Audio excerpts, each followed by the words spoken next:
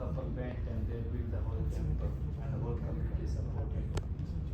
So I just wanted to, like, it is too much to think, because as you said, Tennessee doesn't have anything as of now. We have some devotees in Nashville, but this was in my heart for a long time, but then they came. And they are really ahead in bhakti. So, well, temple building's nice, but a building doesn't guarantee you're going to have a community. Sometimes people get the equation a little backwards. I'm not saying you do, but I'm saying I've seen it before, where there's a sense of if we just build a building, then it'll all happen. But if you attend to the programs that are most beneficial to the devotees, like hearing and chanting, and building community, and learning how to be efficient in preaching and prolific in preaching, then a lot of these things come much more naturally, and people come forward that can help. If you put all your energy into, it's like the North Pole in here, isn't it? Into the North Pole. You can't, the heat's not adjustable really.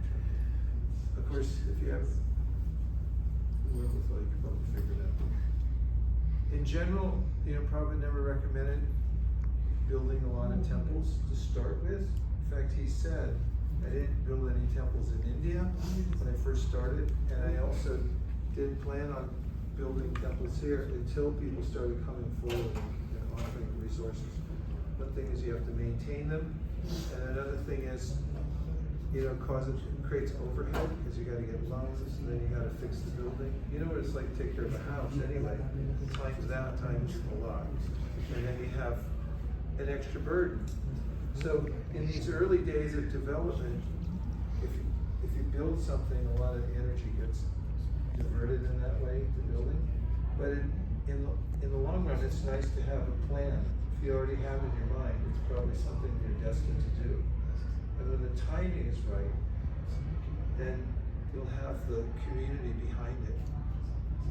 But the equation of let's build a building and then it will naturally attract the community, I don't find to be a sound idea or equation. It doesn't necessarily work that way. Most of the senior devotees and my elder god brothers and sisters who have come to ISV over the years have always appreciated that we took a slow approach on constructing things. Now it's getting in focus that we need a bigger place.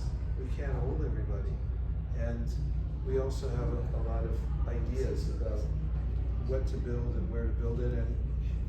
And sure enough, people are coming forward who have the wherewithal to help with those types of things. It happens in due course of time.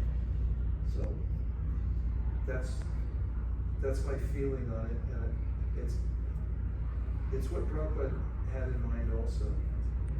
There's a lot that goes into brick and mortar. I would say if you were going to spend a lot of money to help boost the community in some way, I would put it more into digital. Nowadays, your digital presence and what the classes you're teaching, our philosophy is if it's worth speaking, it's worth broadcasting. And so if you put more money first into digital infrastructure and you get a base of people watching you and appreciating your community, you build your brand name that way. It's a more likely road to success for having that first. I like digital more than brick and mortar, but the brick and mortar will come. Compared with all the classes and everything she's putting on YouTube and then on Facebook, we have a page.